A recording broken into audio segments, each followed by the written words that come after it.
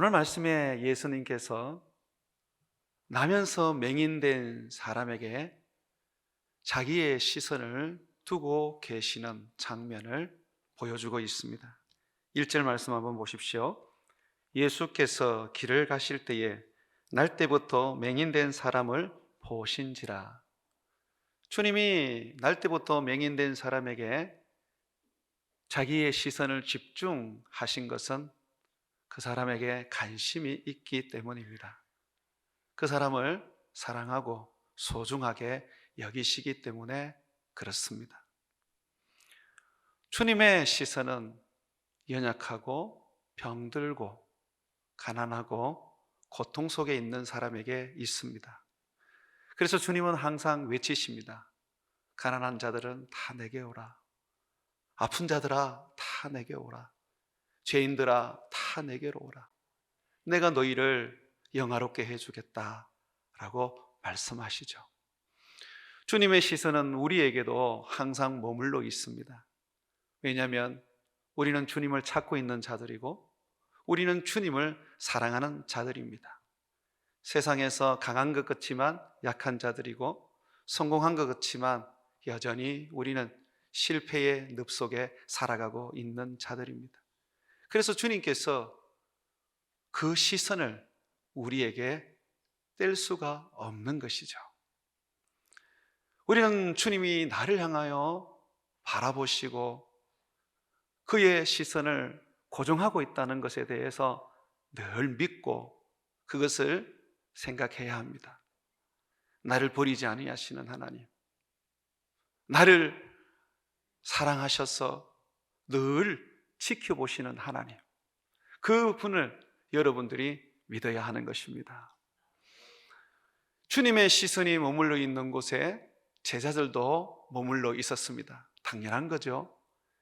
예수님의 시선이 우리의 시선이 되어야 되고 예수님의 생각이 우리의 생각이 되어야 되고 예수님의 마음이 우리의 마음이 되어야 합니다. 그것이 제자의 인생입니다. 그런데 시선은 주님과 똑같이 맹인된 사람에게 제자들이 두었지만 그 생각과 그 판단과 그 마음은 주님과 완전히 달랐습니다. 제자들이 예수님과 함께 맹인을 바라보면서 이렇게 예수님께 질문을 합니다. 2절 말씀입니다. 제자들이 물어 이르되 랍비여, 이 사람이 맹인으로 난 것이 누구의 죄로 인함이니까? 자기니까 그의 부모니까? 주님께서 나면서 맹인된 사람, 그 사람은 앉아서 구걸을 하고 있었습니다. 그 사람에게 시선을 둘 때 제자들도 함께 맹인된 사람에게 시선을 두었습니다. 그러면서 그들은 예수님께 묻습니다. 마치 예수님도 자기와 동일하게 생각한다고 여겼을 것입니다. 예수님, 이 맹인은 누구 때문에 맹인이 된 겁니까? 자기의 죄 때문입니까? 아니면 부모의 죄 때문입니까? 왜 저 사람은 저렇게 처참하게 사는 것입니까? 주님이 우리를 보실 때에 어떻게 보실까요? 이 제자들이 보는 것처럼 저 사람의 저 처참한 인생은 누구 때문일까? 자기 때문일까? 부모 때문일까? 아니면 다른 어떤 인생 때문일까? 그렇게 생각하실까요? 아닙니다. 주님은 완전히 다르셨습니다. 그런데 왜 제자들은 나면서 맹인된 이 사람을 보면서 누구의 죄 때문에 저렇게 되었냐고 물었을까요? 그것은 그들이 그동안 배워왔던 율법, 그리고 사람들이 여겼던 상식적인 생각이 그들 속에 꽉 차 있었기 때문입니다. 예수님도 별반 다르지 않을 거라고 생각했을 것입니다. 그러나 예수님은 완전히 다른 생각을 하고 계십니다. 율법에 의하면 이스라엘 백성들로서 하나님 앞에 바르게 살고 의롭게 살면 어떠한 질병도 생기지 않을 것이라고 말씀합니다. 이집트에 내렸던 모세 시대에 이집트에 내렸던 재앙이 이스라엘 백성들에는 하나도 임하지 않을 것이라고 주님이 말씀하셨습니다. 출애굽기 15장 26절 말씀인데요, 이르시되 너희가 너희 하나님 나 여호와의 말을 듣고 순종하고 내가 보기에 의를 행하며 내 계명에 귀를 기울이며 내 모든 규례를 지키면 내가 애굽 사람에게 내린 모든 질병 중 하나도 너희에게 내리지 아니하리니 나는 너희를 치료하는 여호와임이니라. 치료하는 여호와 라파의 하나님, 그가 하나님의 말씀대로 살면, 하나님의 말씀을 지키면 어떠한 질병도 주지 않을 것이라고 말씀하십니다. 설령 질병이 생겨도 하나님은 치료하신다고 말합니다. 이집트에 내린 질병 중에 흑암이라는 무서운 재앙이 있었습니다. 그것을 지금으로 말하면 맹인이 되는 질병입니다. 그러면 지금 제자들이 나면서 맹인된 사람, 그 사람을 향하여서 죄인이라고 규정하고, 누구의 죄 때문입니까? 부모 죄 때문입니까? 자기 죄 때문입니까? 라고 묻는 것은 율법적으로 정당한 이야기입니다. 또 성경에 보게 되면 장님이나 또는 장애인들은 하나님의 제사장으로 일을 못합니다. 흠 있는 자로서 저주를 받은 자요 죄인으로 간주되었습니다. 그게 율법입니다. 그래서 그 율법을 따라서 제자들이 누구의 죄 때문입니까? 라고 물었던 것은 정당한 질문이었다는 것이죠.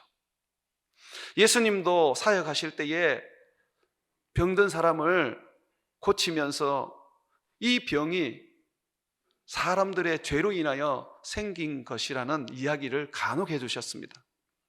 요한복음 5장에 보게 되면 38년 동안 질병을 앓고 있던 사람, 그 사람을 예수님이 고치십니다. 그리고 그 사람에게 뭐라고 말씀하십니까? 더 심한 것이 생기지 않도록 죄를 짓지 마라, 그렇게 가르치십니다. 또 중풍 병자를 친구들이 들것에 실어서 데리고 왔을 때 예수님이 고쳐주십니다. 그러면서 하시는 말씀이 소자야 내 죄사함을 받았느니라고 말씀하십니다.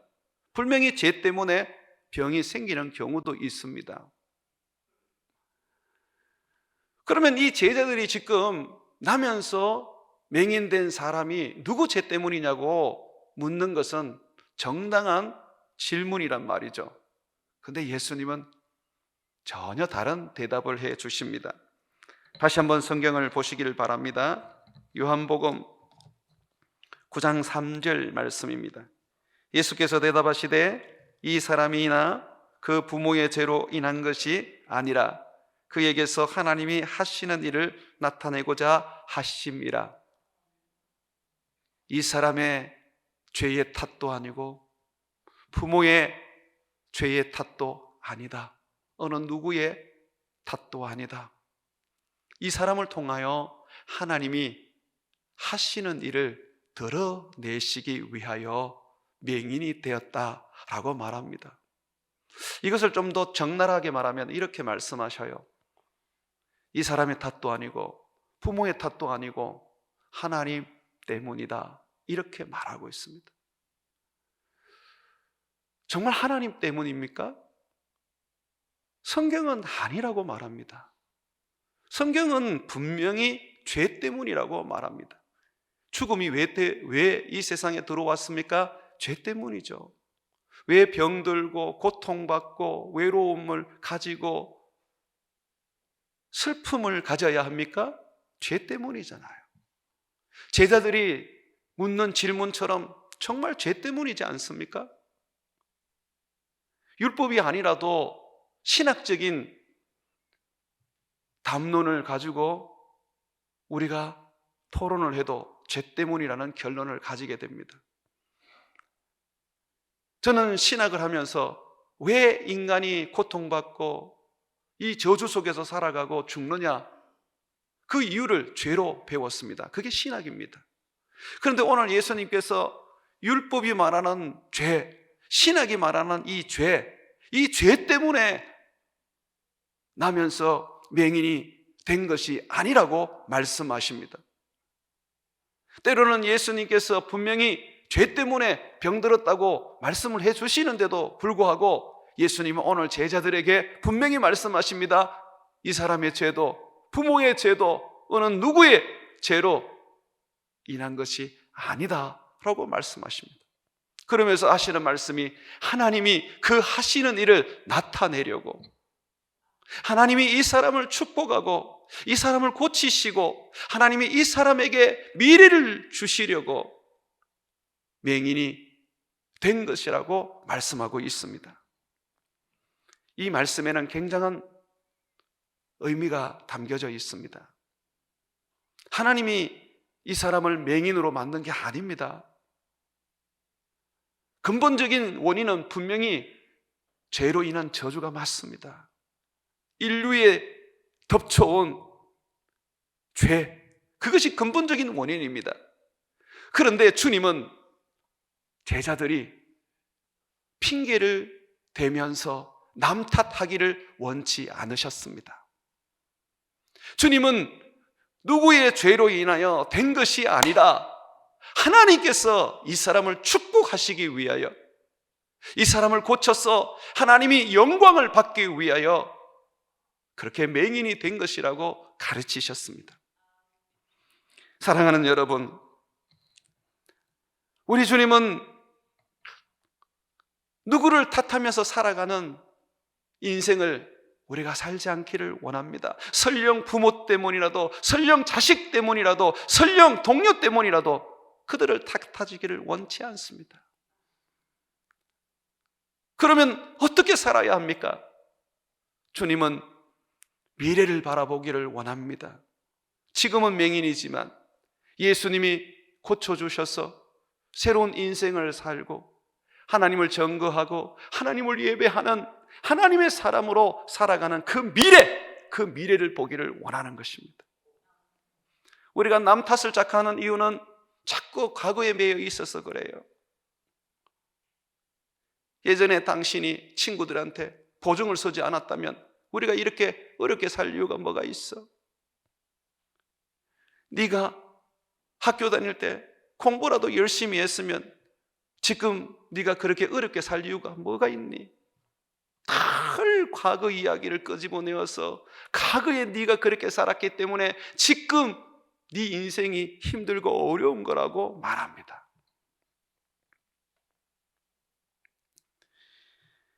나이가 들면 가장 후회하는 것이 하나 있다 그래요.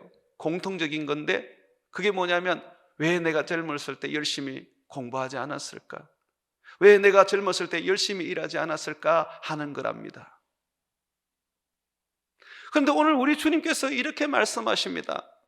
과거에 대해서 더 이상 얘기하지 마라. 누구의 죄냐고 찾지 마라. 이제는 미래를 바라봐라. 하나님이 축복하시고 하나님께서 새롭게 바꿔주시고 하나님께서 고쳐주셔서 새 인생 살 그 미래를 말하라고 말합니다. 다시 한번 말씀을 보시죠. 3절입니다. 예수께서 대답하시되 이 사람이 나 그 부모의 죄로 인한 것이 아니라 그에게서 하나님이 하시는 일을 나타내고자 하심이라. 하나님이 하시고자 하시는 일, 그게 뭘까요? 그것은 맹인을 고치는 일입니다. 맹인이 보게 되면서 하나님을 증거하고 예수 그리스도를 섬기고 옷당 가운데에 예수님이 구원자라는 것을 알려주는 그 일을 말하는 것입니다. 주님은 맹인되었던 이 사람을 고치시는데 그 고치시는 과정을 통하여서 하나님이 이 땅 가운데에 드러내시고자 하시는 그의 일을 보여주고 계십니다. 주님은 말씀 한마디만 하시면 모든 병을 다 고치십니다. 맹인도 말 한마디만 하시면 그냥 그 자리에서 눈을 뜹니다. 그런데 주님 오늘 말씀해 보면 이 맹인을 굉장히 이상한 방식으로 고치십니다. 말씀을 보겠습니다. 6절입니다. 이 말씀을 하시고 땅에 침을 뱉어 진흙을 이겨 그의 눈에 바르시고, 주님이 진흙을 이겨서 그 진흙을 가지고 맹인의 눈에 붙이십니다. 주님께서 진흙을 이기실 때에 침을 뱉었다라고 말씀하시는 거 보니까 거기에는 물이 없었던 것 같아요. 예수님께서 물도 없는 그곳에서 지금 진흙을 만들어 내십니다. 왜 이렇게 수고를 하셔야 할까요? 그냥 말 한마디만 하시면 되는데, 맹인아 눈을 뜨라 그러면 눈이 떠질 것인데 왜 이렇게 주님은 진흙을 만드는 일에 지금 힘을 다 쓰실까요? 여러분, 침으로 진흙을 만든다고 할 때요, 침이 적은 양으로는 안 됩니다. 많이 뱉어내야 됩니다. 주님이 굉장히 지금 침을 많이 뱉어내시면서 수고로 이 일을 하고 계십니다. 땅의 흙이 진흙이 될 때까지 침을 뱉고 계십니다. 왜 그렇게 하십니까? 주님은 이걸 통하여서 하나님이 하시는 일을 예수님을 통하여 나타내십니다. 주님은 마치 처음에 사람을 만들 때 흙으로 사람을 만드신 것처럼 지금 진흙을 이겨서 맹인의 눈에 진흙을 갖다 붙입니다. 나면서부터 눈이 없었던 것과 같은 이 맹인에게 주님은 진흙으로 눈을 만들어서 마치 붙이는 것처럼 그렇게 보여주고 있습니다. 주님은 지금 말씀하십니다. 진흙을 통하여서 맹인의 눈에 갖다 붙이면서, 얘들아, 내가 바로 세상을 창조한 창조주 하나님이다. 내가 너희를 흙으로 지은 자다. 내가 이 땅에 온 것은 너희 병들고 너희 가난하고 너희 죽을 몸을 내가 새롭게 창조하기 위하여 왔다. 내가 너희를 새 것으로 만들어 주겠다 하시는 말씀을 지금 우리에게 보여주십니다. 주님은 우리를 새 것으로 만들어 주시는 분이십니다. 고린도후서 5장 17절에 보게 되면, 그런즉 누구든지 그리스도 안에서는 새로운 피조물이라. 이전 것은 지나갔으니 보라 새 것이 되었도다 라고 말씀하십니다. 새로운 피조물, 이전 것은 지나갔습니다. 이제 새 것이 된 것입니다. 예수 그리스도를 믿는다는 것은 바로 하나님이 우리를 새롭게 지었다는 것입니다. 병들고 가난하고 죄로 인하여 죽어가는 그런 몸이 아니라 예수님이 부활하셨을 때에 가지셨던 그 신령한 몸, 병들지 않고 영원히 사는 그런 영의 몸으로 우리를 지으셨다는 것입니다. 그러면 왜 우리는 새롭게 창조되었는데도 불구하고 여전히 병들고 늙고 고통스럽고 그리고 괴로운 인생을 사는 것일까요?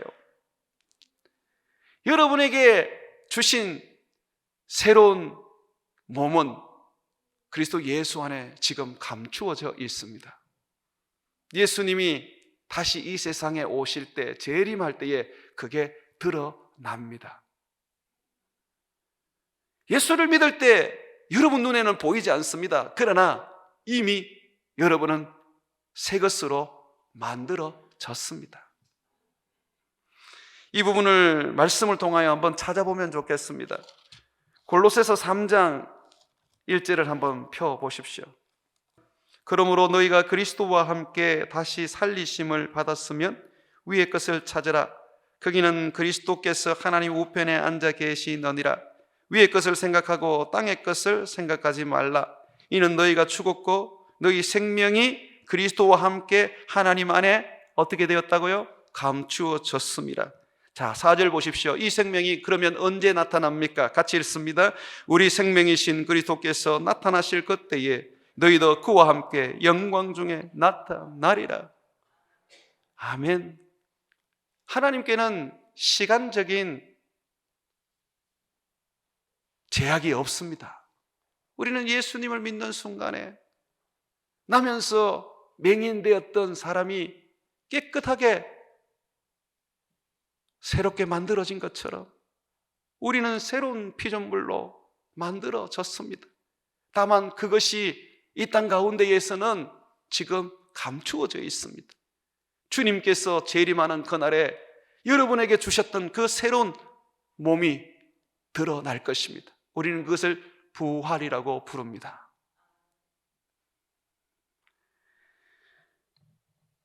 주님은 우리를 새롭게 창조하실 때에 우리의 몸만 창조하신 게 아닙니다.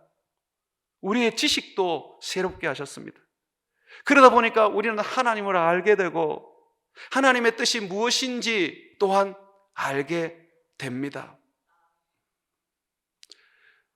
그래서 사람을 바라볼 때에 저 사람의 문제가 자기 때문인지 부모 때문인지 아니면 다른 사람 때문인지 그렇게 생각하면서 보면 안 됩니다. 그런 시선을 가져서는 안 됩니다.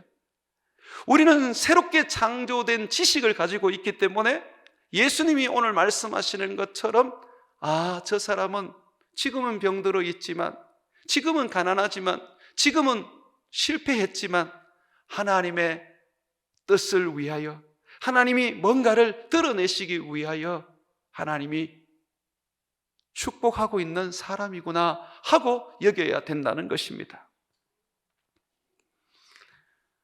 사람을 바라보는 시선, 우리는 감추어진 하나님의 영광의 모습으로 봐야 합니다. 그렇게 보지 못하면 이 세상에는 절망밖에 없습니다. 예수를 믿어도 여전히 달라지지 않는 인생, 예수를 믿어도 변화되지 않는 내 삶, 그것은 절망을 줍니다. 그러나 우리 주님 앞에서 주님의 시선을 가지고 우리 자신을 바라보고 사람들을 바라본다면 우리는 희망을 가지고 꿈을 가지고 미래를 가질 수가 있습니다. 자식을 키울 때 그렇지 않습니까? 어느 누가 자식을 키울 때 얘는 잘못될 거야, 얘는 망할 거야, 얘는 일찍 죽을 거야, 그렇게 생각하는 사람이 있습니까? 부모로서 그런 사람이 없습니다. 자식을 놓고 키울 때 모두가 다 큰 기대와 꿈과 희망을 가집니다. 얘는 남다른 애가 될 거야, 얘는 큰 인물이 될 거야, 얘는 이 시대의 어떤 영웅이 될 거야, 그런 기대와 미래를 가지고 있지 않습니까? 그렇기 때문에 아이를 키우는 게 행복하고 그 아이를 위해서 내가 헌신하고 희생하는 것이 의미가 있는 것이죠. 주님은 오늘 우리에게 말씀하십니다. 너희들이 자식을 보면서 가지는 그런 시선처럼 너희들이 사람을 바라볼 때 그들의 미래와 그들의 희망을 바라보아라. 나면서 맹인된 사람을 바라보면서 저 사람의 맹인이 누구 때문인가? 자기 때문인가? 부모 때문인가? 너희는 그렇게 바라보지 말고 저 맹인에게 하나님이 베푸실 은혜와 하나님이 주실 축복을 바라보라는 것입니다. 하나님은 나면서 맹인된 사람에게 하나님이 창조주라는 것, 예수님께서 이 땅에 오셔서 다시 우리를 새롭게 창조한다는 것을 그의 눈을 통하여 말씀해 주셨습니다. 진흙을 이겨 그 눈에 바르심으로써 주님은 우리에게 희망과 미래와 꿈을 보여주신 것입니다. 예레미야서 29장 11절을 보게 되면 너희를 향한 나의 생각을 내가 아나니 평안이요 재앙이 아니다 라고 말씀하고 있습니다. 너희에게 미래와 희망을 주는 것이라고 말합니다. 그러므로 우리가 주님의 생각을 나의 생각으로 가진다면 우리가 접하는 모든 사람에 대하여 우리는 희망을 가져야 하고 미래를 보아야 합니다. 그 사람과 함께 있는 것이 평안이며 축복이라는 것을 받아들여야 하는 것입니다.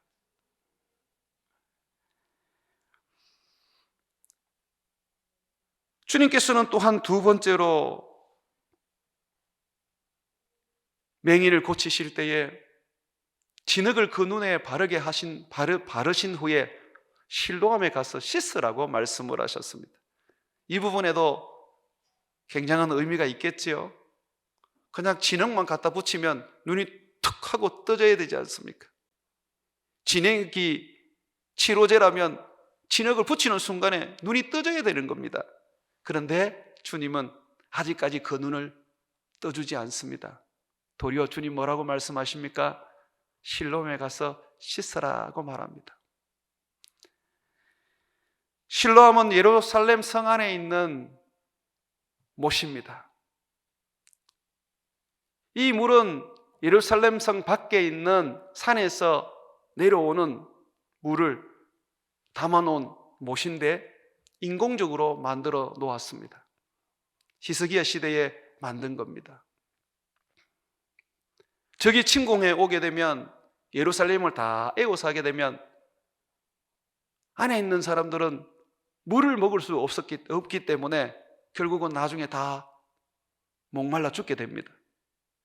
그래서 저기 침공해 와도 오랫동안 성 안에서 아무런 문제 없이 살 수 있도록 하기 위해서 인공적으로 실로암 못을 만들어서 기온샘에서 흘러나오는 물을 저장해 둔 것이죠.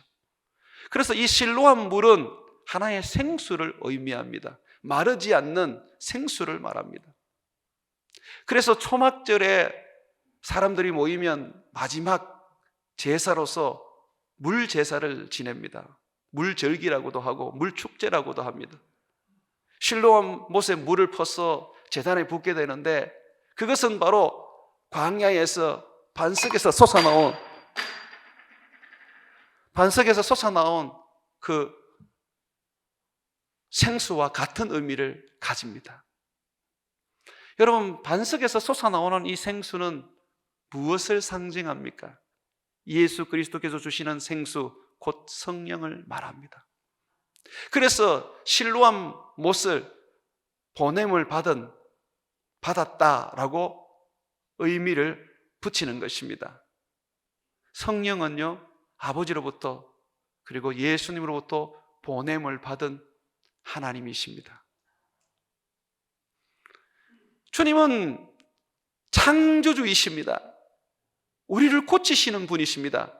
우리를 새롭게 지으시는 분이십니다. 그리고 또한 주님은 우리에게 성령을 보내주셔서 그가 새롭게 창조한 그 피조물 안에 성령이 들어가서 생명과 능력과 권능이 되게 하십니다. 구약성의 성경에 보면 이 부분이 잘 나타나 있어요. 하나님이 에스겔을 뼈가 많은 골짜기로 데리고 가셨는데 거기에서 에스겔에게 묻습니다. 에스겔은 당시에 선지자였어요. 에스겔아, 이 오래된 뼈들이 살겠느냐? 주님이 살릴 수 있습니다 하고 에스겔이 대답을 합니다. 그랬더니 주님께서 에스겔에게 예언을 하라고 말합니다. 주님의 이름으로 말하라고 말합니다. 뼈들아, 붓고 거기에 핏줄이 생기고 살도 생겨라고 말합니다. 그랬더니 정말 죽기 전의 모습으로 돌아옵니다. 오래된 뼈인데 완전히 하나의 인간으로 복원이 됩니다. 그런데 자세히 보니까 생명력이 없어요. 아무런 힘이 없어요. 그때에 주님이 말씀하십니다. 에스겔아, 생기를 불어넣어라. 생기는 성령을 말합니다. 성령을 집어넣어라. 그래서 에스겔이 주의 말씀대로 생기를 집어넣습니다. 말씀으로. 그랬더니 살아 움직이는 여호와의 군대가 되어 버렸습니다. 주님 오늘날 우리에게 그 얘기를 하십니다. 너희가 예수님 믿음으로 말미암아 예수님의 말씀으로 새롭게 지음받은 존재들이다. 그런데 예수님의 말씀으로 새 피조물이 된 것과 같이 너희들은 예수님이 주시는 성령을 받아서 생명과 능력과 권능으로 가득해야 된다고 말씀하십니다. 예수님이 이 땅에 오신 것은 우리 죄만 사하러 오신 게 아닙니다. 우리에게 성령을 주시러 오신 것입니다. 그래서 성령이 있어야지 예수님의 사람이고 예수님의 제자로 살 수 있는 것입니다. 우리가 예수님을 믿으면서도 늘 불평하고 원망하고 좌절 속에서 자신을 힘겹게 여기는 것은 성령이 소멸되었기 때문입니다. 성령이 없어서 그래요. 모습은 예수를 믿는 사람인데 능력이 없어요. 성령이 없기 때문입니다. 예수님은 맹인된 사람, 나면서 맹인된 사람을 통하여 두 가지의 중요한 가르침을 주십니다. 내가 너희를 말씀으로 새롭게 지어야 하고 또한 내가 성령을 보내어 너희가 성령을 받아야 한다. 그래야지만이 너희가 살고 그래야지만이 너희가 이 땅 가운데에 하나님의 영광을 위하여 살아갈 수가 있다고 말씀하십니다. 사랑하는 성도 여러분, 우리 주님은 우리에게 미래를 주시는 분이십니다. 우리를 죄인으로 보고 정죄하고 판단하기를 원치 않으십니다. 주님은 우리가 죄가 많아도 우리가 연약하고 병들어서도 성령으로 말미암아 능력을 받아서 성령으로 말미암아 은혜와 축복 안에 살게 하여서 세상을 바꾸고 세상을 섬기고 세상을 새롭게 하는 복된 인생 되기를 원하십니다. 그것이 우리가 봐야 할 사람들에 대한 시선입니다. 이제 더 이상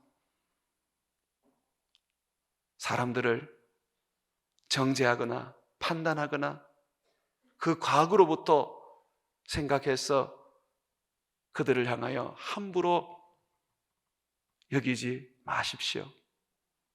그들에게 주님이 새로운 창조물로 만드시고 성령을 주어 능력의 사람, 그리스도의 사람 되게 하신다는 것을 여러분들이 믿고 그 사람들을 존귀하게 여기시기를 바랍니다. 누구 때문에 이렇게 망했습니까? 누구 때문에 저렇게 병들었습니까?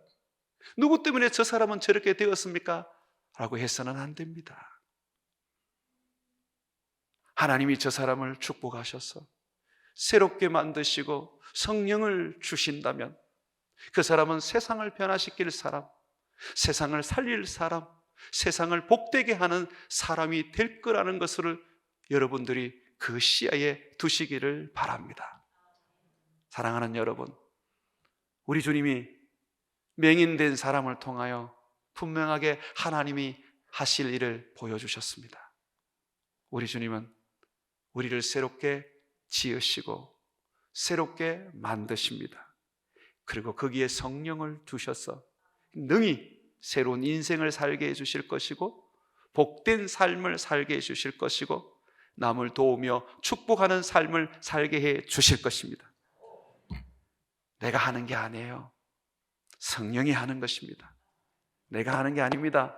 예수님이 하는 것입니다. 우리 모두는 주님으로부터 새로 지음을 받았고 성령을 받을 사람들이고 받은 사람이기 때문에 우리 주님이 미래라고 말하고 희망이라고 말씀하고 있습니다. 그러므로 여러분 스스로를 폄하하지 말고 원망하고 비관하지 말고 주의 성령이 내게 임하시고 주님이 나와 함께 하시면 나는 미래요 나는 희망이요, 나는 축복이라고 말씀하시기를 바랍니다.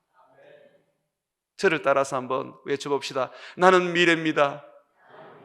나는 희망입니다. 나는 축복입니다. 우리 함께 찬양하겠습니다.